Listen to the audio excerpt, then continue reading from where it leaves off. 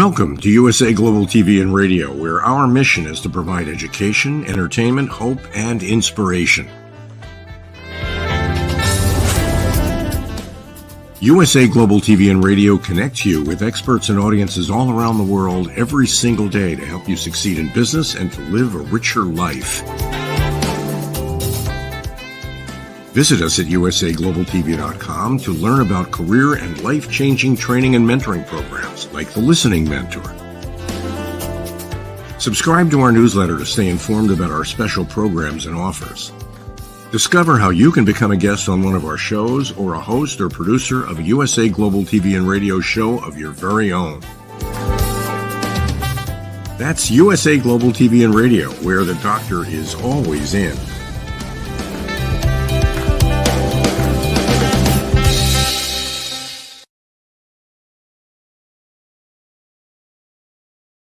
Howdy, y'all. red.olaughlin here. Typically, we have a 6-part series on some aspect of health or wellness. We just finished not planned for 8 parts, but it ended up being 8 parts on cancer, its options. And we talked a lot of detail. If you're interested in cancer, you have any friends that might have it, family members, might be something of immense value to you. So please go to the archives portion playlist on USA Global TV on the YouTube channel, and you'll find that particular session. Typically, I would start with a new 6-part series, and I'm thinking very seriously about looking at the scientific aspects of weight management, because it's not the simple calories in, calories out, and that's it. It's a little bit more complex than that. And then once you understand the other variables that really do have an impact, then all of a sudden you say, oh, now I understand. And that's hopefully at the end of that series, you can have, I understand.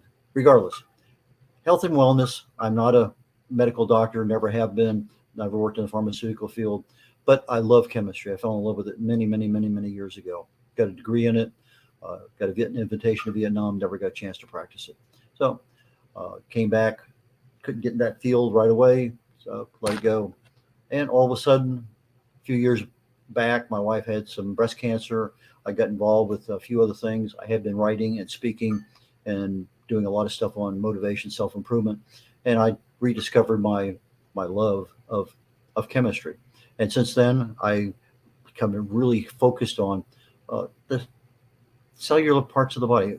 What's going on down there? From a chemical perspective, what's causing things to happen? Can I speed this up? Can I slow this down? And if it's something that I need to slow down or stop, can I do that? And so I helped her a lot with the side effects from her chemo drugs and radiation. And we had a very successful time ameliorating all those kinds of things. But nowadays, I use my chemistry background to research the human body, primarily in the area of longevity more than anything else. But let's go ahead and start the slideshow here today, because I think it's important to get into that. Next slide, please. Let me just get that one. There we go. Okay, and readjust the whole world. A couple of weeks ago, I was getting ready to release a book I had written on how to write a book and publish it for free. It's available, by the way, on Amazon. It's available on my website, red.olaughlin.com. But I was getting toward the end. I needed to have a few things done. One of the big ones was editing. My wife had read through it. I had read through it. I'd let it sit aside for a couple of weeks, come back again. I'd run it through Grammarly, run it through a lot of things. And I said, somebody told me I could use ChatGPT to edit. I said, well, that's kind of neat. And they said, not only that, everything is going to be absolutely perfectly edited. Grammar, syntax, diction, spelling, punctuation. I said, that's pretty interesting.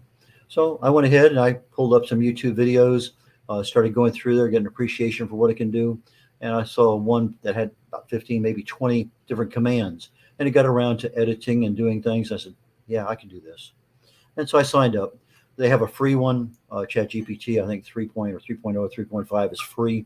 The 4.0 is $20 a month.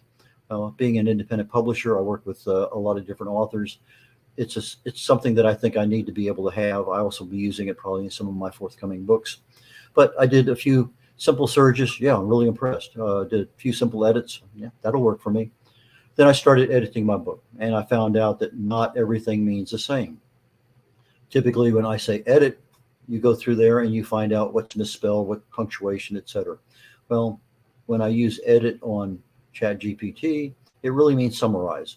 So I have a 3-page chapter. It summarizes it to 2 paragraphs. A lot of stuff got left out.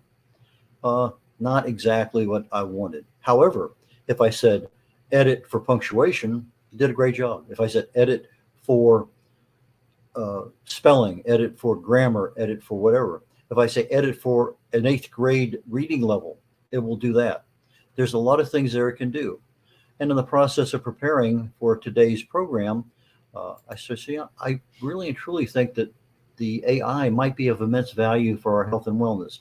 I did a couple Google searches on that. I looked at a couple YouTube videos, and I came to the conclusion that there's a lot of stuff out there that if we had our own personal concierge doctor that we could call 24/7 and say, hey, doc, what do you think about this? Or can you explain this to me better? We would have the ability to have a lot of influence over our own health and wellness. What are we really concerned about from a general perspective? Brain health, especially as we get older. Heart health, that's one of those ones that can kill you in a heartbeat, literally. Our gut, because that's our second brain, and there's just so much things going down there. But we also have diseases that we may have. We may have high blood pressure. We may have type 2 diabetes. We may have 2 or 3 other things. And the option of getting dementia or some other kind of disease may not be that far off, especially if I have problems today. And so the medications that go with those things are all part of the package. So if let's say that let's say I have cholesterol issues, I don't, but let's just say I do, and I have a medicine for cholesterol, and I want to come in here to Chat GPT and say, what are the side effects of this particular drug? And I can say, what food should I eat in order to minimize? In other words, I can just literally ask it questions I would ask a doctor sitting on the other side of me. What lifestyle do I need to change to improve my diabetes, my cholesterol, whatever it may happen to be? Lots and lots and lots of questions that could be asked. So we'll go over some of those down the road. But then all of a sudden I start saying, how can I make this work for me with regard to my health? So there's a lot of commands, and typically the ones that we would use most would be, well, tell me, how do you do this? What is this? So if I want to know, what is this particular thing? I just ask it. If I tell AI to give me my response back at a 5th grade level, an 8th grade level, college level, whatever level that makes it easy for us to understand. If I just do, it says, tell me about lifestyle changes for a 75-year-old man with high blood pressure, type 2 diabetes, and pick another disease, doesn't matter. And all of a sudden, it's going to come back to me. It's going to give me, just inundate me with information. Maybe that's too much for me for what I want to understand.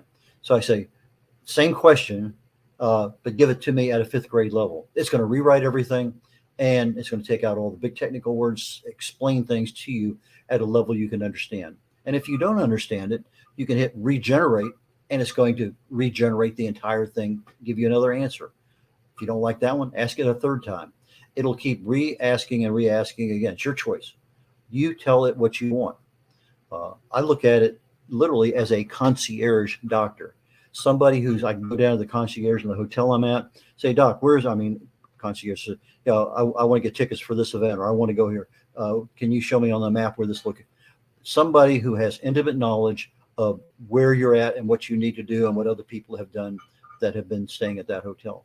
Well, a concierge doctor, and there's a lot of them here in the Houston area, you pay them a monthly fee, and they're available almost literally 24/7. But when you have a problem, they're there. They know your history. They know more about you than any other doctor would have, because they are your personal concierge service. So from a concierge perspective, you have the ability to ask, those questions that maybe you're embarrassed to ask other places, or you don't want other people hearing you. You ask the question, okay. But in reality, it becomes a support center. It's more than just a concierge doctor. It's really the support center for your health and wellness. If you're taking medications, should I take this on an empty stomach? Do I need to take food with this one? What are the other things, side effects? If I'm having problems, is it maybe because of this medicine? So I can say, I'm having this and this and this. Is it because of my medicines? Or does this medicine give you this side effect? Lots of things there with medications. You can set it up on a schedule of making sure everything's done. Just so many things with regard to managing your medicines and the reordering things, all sorts of stuff. Anyway, a lot of us are interested in nutrition and fitness. If I'm eating a particular meal and I want to know how many calories in this meal, how many carbs, how many grams of fat, how many grams of saturated fat, I just ask it and it's going to tell me.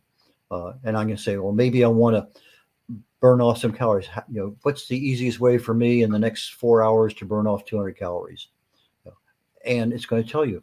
You tell them what you are. Okay, I'm a male over 75, 180 pounds. What is the best thing for me to? What things should I consider? Maybe not what is the best, but it may be a walk. It may be another number of other things. Lots and lots and lots of questions you can ask. And if you don't like those, hit regenerate and give you a new set. Mental health. A lot of times we might be a little anxious. Sometimes maybe even just a little depressed over something. Something's happening in our lives. And a lot of times, a lot of our mental health issues are because of B vitamin deficiency. B1, B3 are typically deficient when people have depression and anxiety. Well, there's a lot of other things in there that maybe you just don't want to ask somebody else, but you can ask the system, and it's going to give you an answer back. The biggest problem that a lot of people have with ChatGPT is the answers you get are very sterile, which is fine if it's just you and your concierge doctor. You don't care. If you're writing an article for something, may not be appropriate. There are other things we can do. That's not our topic today per se, but there are things you can do to say, I want it at an 8th grade level. I want a little bit of humor. I want it, whatever it may happen to be. You just tell it and it's going to give it to you. So, but it might also help you with a diagnosis. Maybe you're having some pains in your left shoulder, maybe shortness of breath, maybe your whatever it may happen to be. Tell it what your diagnosis is. Tell it about you. Tell it a little bit about your history. Can it give you a good diagnosis? Should I go to the emergency room right now? And it may say, no, just keep monitoring, or it say, yes, call an ambulance or get somebody to take you. It's good for tracking and trending. If you want to track your blood pressure, your weight, whatever it is, lots of other things can be added in order to make that happen. A lot of people have problems with sleep and other issues. A great deal. I go to YouTube. I use emotional freedom techniques. It's one of those little tapping things that you do with the little mantra. And I find that to really and truly help many, many regards, from back pain to sleep to time zone changes to all sorts of things. But there are some things out there we might want to be able to do to improve our sleep. So ask it the question, you get an answer. Okay, let me tell you a little story here. A couple of days ago, I had ordered a set of goggles. I should have brought them up here, but they're like this. They fit right onto my face. And I've been having a problem now for a few years with dry eye. And it really gets exacerbated when I'm driving the car because the air conditioning comes up, hits me, dries the eyes out. And an hour later, I'm having to put drops in. Or if I'm sitting in a doctor's office for some reason, waiting and waiting and waiting, doesn't matter what's a doctor's office, but I'm waiting and waiting, and the air conditioning, church is a particular one, I'm sitting there for an hour or so, and that air conditioning will dry my eyes out. Well, I have this little goggle that fits on perfectly well. I'm driving the car. I have the air conditioner blasting at me. No problems. But I started looking, and all of a sudden I could see my wife's front of her face off to my side when I'm looking straight ahead. And I just wanted to make sure I had good peripheral vision with these goggles on. And I couldn't see out to the left. And so I started moving my hand off to my left. About 45 degrees, I can see it very clearly. But as I go back, I start to lose it. I do the same thing on the right, and I go back almost 180 degrees, looking straight ahead, or 90 degrees in this case. 90 degrees, I can still see my hand when it's almost straight out. I'm thinking, is this the goggles? Is this something else going on? So I get home and I do not a Google search. I do an AI search. I say, ChatGPT, what are the possible causes of peripheral vision degradation in one eye in a man over 75 years of age?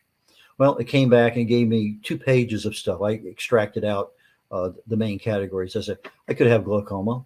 I could have an age-related macular degeneration. I could have a retinal detachment. I could have retinitis pigmentosa, optical neuropathy. I could have a stroke. I could have a brain tumor. Well, those are the primary causes of me losing a little bit of peripheral vision. Do I have glaucoma? Yeah, I know that. So, but I have some drops I put in, keep that pretty much under control. Not too worried about that. Age-related macular degeneration, not sure. I might have a problem there, but I can go into that and say, tell me more about age-related macular degeneration. What can I do to stop it, prevent it? What are some of the other symptoms? What do I really need to know about AMD, age-related macular degeneration, that I might be able to take some action today? Retinal detachment? No, I don't think so. Retinitis pigmentosa? Probably not. Optic neuropathy? Well, if I hadn't just been to a cornea doctor just literally a week and a half ago, I would say, well, that's maybe, but I know I don't have that because that's one of the things they looked at. Stroke, no. Brain tumor, pretty sure no. So those are things. And so I said, okay, what else should I know? So I said, what can I do to enhance my existing peripheral vision? Maybe there's a way that I can improve upon it. Well, it gave me immediately, again, 2 pages worth of information. And to summarize it, they said eye exercises.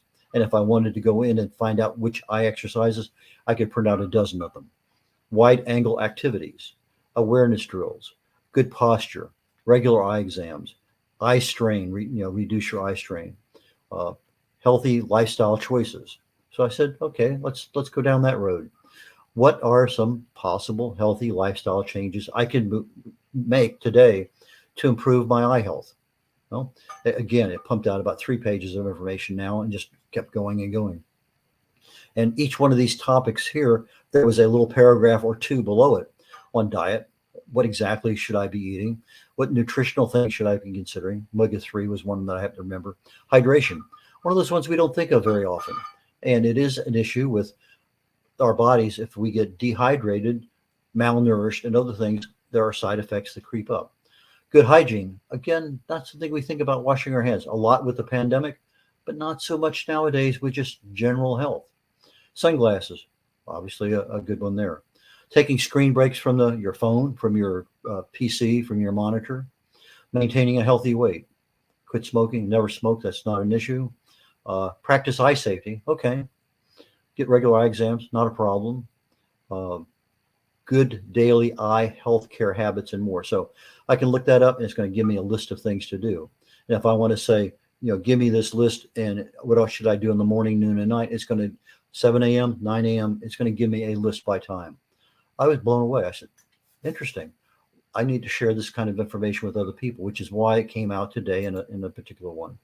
So what kinds of things with the typical person who has either the ability, let's say they have a computer. I don't use the phone for these kind of searches just because everything's too small. I like to see the big picture. So regardless, I'm going to say the computer, but some people love their camera, their telephones, and they can do this. But if I want to lose weight, what are the best diets for losing weight? So much stuff in there. And whether it's a Mediterranean diet or a DASH diet or something else, you can say, well, tell me the foods on it. Give me a menu. Help me shop for this kind of thing. You can go down this rabbit hole as far as you want to go.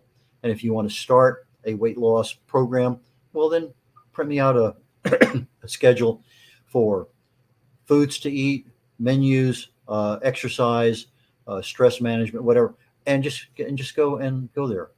Reduce stress and anxiety. Well, all of us have stress. We've talked about this many times on the show.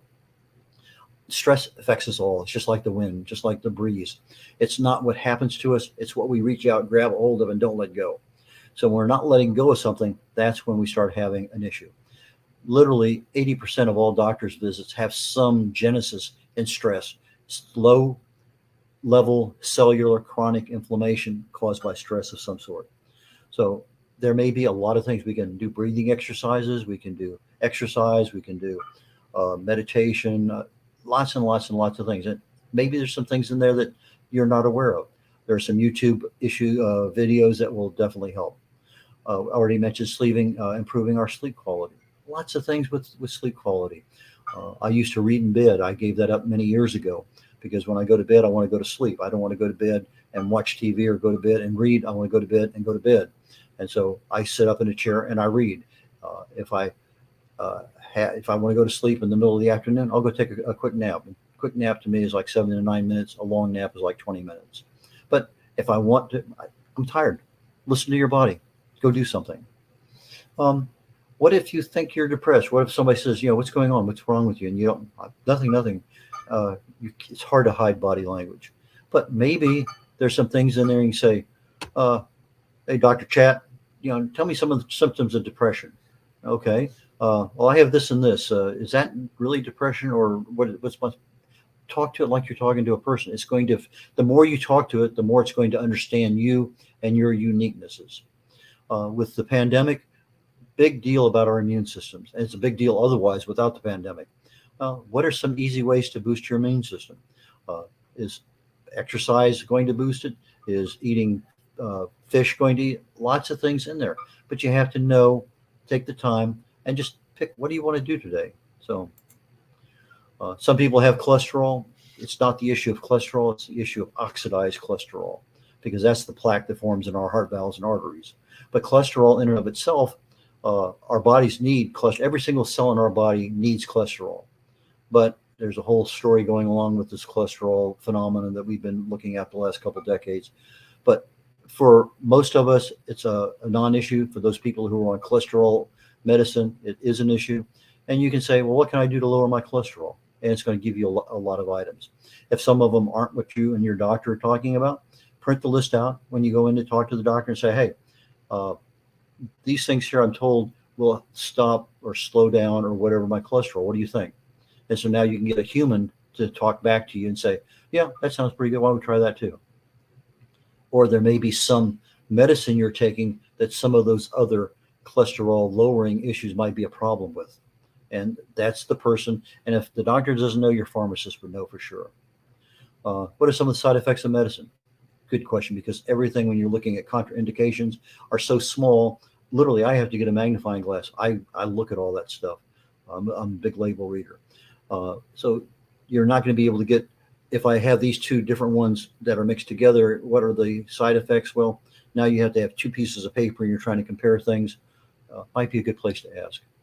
Let's say that you do have something that got your attention, just kind of grabbed you right there. What are the possible warning signs for an otherwise healthy 50-year-old female? Some of the warning signs are a little bit different for male and female, a little bit different sometimes for age. So good place to ask. Maybe you've been having a little bit of digestive issues. How can you improve your digestion? Lots of ways of doing it, but you need to ask the question to find out. One of the banes of society is smoking. Once you get hooked, it's almost impossible to break off. But there might be some things that you don't know about that might work. So ask the question, how can I do that? Something that many people have, probably almost half the people in the United States, blood pressure control issues. If it's high, what can you do? Can I do some meditation? Can I do some breathing exercises? Can I just relax? Can I go outside and work in the, whatever it may happen to be? How do I control my blood pressure? What if my systolic is too high, but my diastolic is fine, or vice versa? Maybe I'm running 130 over 100. Well, that 100 is kind of high. How do I get that down? Well, you have that support group. You have that concierge doctor to ask that question. One of the time-honored health and welfare questions. What can I do to manage my weight? How can I maintain my weight? Hopefully that's going to be our topic next week. I'm pretty sure that's what it's going to be. Mental focus and concentration are the things that I can do to improve my focus because I'm studying for something, or I need to really pay attention to whatever's going on. How do I concentrate better? What are some of the things that I could do before I go into the office to minimize? Maybe I leave my cell phone downstairs and I go upstairs to the office. Well, for me, that's what I do. My phone hopefully is plugged in downstairs. But what are various treatments for allergies? Fresh frozen bee pollen I found was an excellent one back when I was living in New Orleans. I had the same allergy year after year after year. I'm sitting in the third year in the doctor's office and just teary-eyed. And I'm looking at my records, and I was in there the same exact date a year earlier. And 2 years before that, I was in there the same week. And so the doctor comes back and I said, could this be seasonal rhinitis? And he looks at it and says, yeah, probably is an allergy. And so that's a different kind of treatment. Well, the week before, 2 weeks before, I had seen and read an article about fresh frozen bee pollen to use to get rid of local allergies. And so you have to have local bees, and you have it fresh frozen. You take 1/8 of a teaspoon a day, and literally in a year, I'm back there. I have no allergy, same time, bee pollen. lots of treatments that we don't know about. A healthy work-life balance, something that we get home, all we want to do is relax, grab a beer, sit down, watch TV, don't bother me. Uh, but how do we incorporate that balance into our life? What are things that we can do? Maybe I only need 5 minutes of relaxation when I come home, close my eyes, sit down. Okay, now I'm ready to get back to the real world. Um, if you're flying, it becomes an issue, prolonged sitting.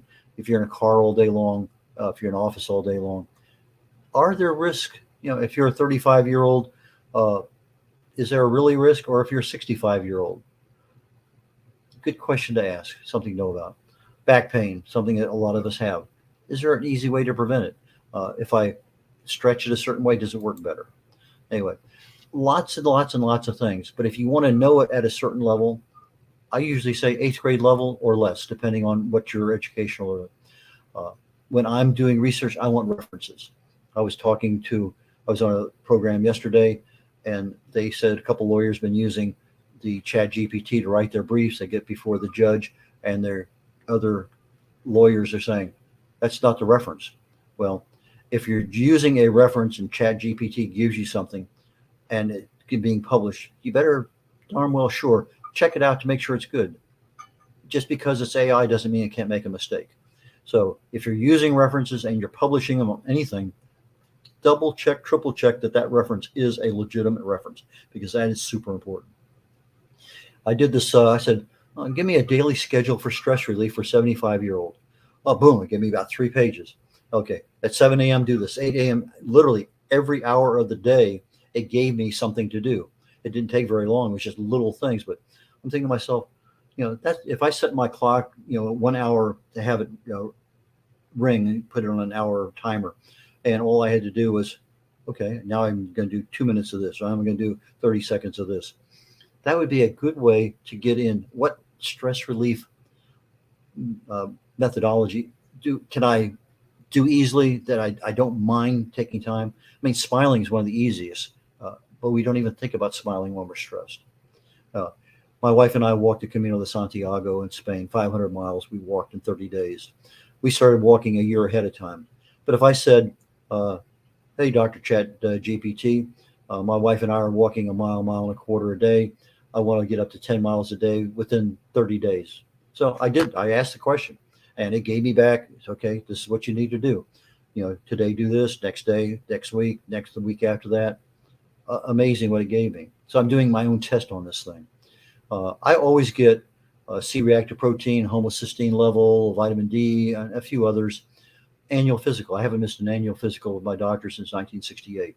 So I said, what are additional blood tests I should consider when getting my annual physical? And boom, I got about a dozen blood tests. It says this one, and it told me what they were. And I was surprised, no, maybe not, to see C-reactive protein, vitamin D3, etc. So those things showed up. So I said, okay, I'm starting to believe a little bit more in my concierge doctor. I asked the question. I said, well, in the areas that I write, I want to know technically what's going on, because I want that level of detail. So I said, okay, tell me the difference between prolonged and intermittent fasting. What are the benefits? What are the risks? And it gave me about 3 pages of stuff that I pretty much agreed with. I hit regenerate, and it went a little bit deeper. I hit regenerate a third time, and it went deeper. So I said, okay, I can live with that. Autophagy, one of my favorite words. It doesn't usually start until about 18 hours of fasting, but I wanted to know what kind of level. So I said, when does autophagy start when I begin fasting? And it didn't give me a good answer. And so I asked it again. And I said, how many hours into fasting before autophagy starts? And it gave me not as good an answer as I wanted. I hit the regenerate, and it finally gave me some time. Okay. So sometimes you have to ask and ask and ask to get to the level of understanding that you want. A couple topics we covered in cancer, anoicus and apoptosis. Both are literally the same thing. The programmed cell death, apoptosis, is something each of our cells has. When it gets to a certain age, it programs the cell for destruction. So it's kind of like put a gun to your hip, the gun goes off, the cell is destroyed, and so it's a programmed cell death. Anoicus is the same thing, but more commonly in some of the matrices associated with cancer. And it gave me that level. I wanted to know about lactoferrin and Alzheimer's. If I just say, tell me some of the things about Alzheimer's, I'd have to do 15 probably regenerations. But if I ask it a specific question, boom, it's going to give it to me and do a decent job. So those are the kinds of things that I liked. And given that being there, I think it's a wonderful thing. It's a free tool. Take a look at it. Again, set it up so you know for you the kinds of issues that are important to you. There may be some things not important right now, but it may be important to your spouse, to your one of your children, to a friend, whatever. So, I have several books out. My latest one is the Essential Manual for a New Author Guide. And it's basically, in a nutshell, it's how to write and publish your book for free. That was published last week. Understanding Causes of Alzheimer's Disease. That's a compilation of over 40 articles I've written on Alzheimer's in the last several years. Longevity Secrets for Healthy Aging talks about the two primary causes of aging. How can you accelerate or decelerate the aging process? The Joy of Ageless Health talks about how disease gets started in our body at that chronic low level cellular inflammation level. And what can you do about it? I mean, just knowing it, but there's several things you can do for each one. And no matter what you can do, it is really an inside look at your subconscious mind. So I can be reached at red.olaughlin.com. That's red like the color, R-E-D. O'Laughlin, spelled OLAUGHLIN.com. It was interesting. At a book fair last night, a lady came up, Irish lady, and she says, I have in-laws named O'Laughlin. O'Laughlin is what she said, but they're living in Ireland. I said, well, that's kind of neat. I never knew that. It's not a common name, but red.olaughlin.com, REDOLAUGHLIN.com. And I can be reached at red@redolaughlin.com. I publish books for people, author books. I'm a speaker. More than happy to have you get in touch with me. And so that's going to conclude our session this week on Talking Heads on the USA Global TV and Radio Network. Next week, we'll be back, same time, approximately 3 o'clock on the Eastern Time, 2 o'clock Central on Thursdays. And we'll more than likely going to be talking about weight management and what works and what doesn't work and what you should consider. Get your questions answered. So with that, I am going to return control back to our production engineer, and I will catch you next week. Thank you very much for joining me today. Bye now.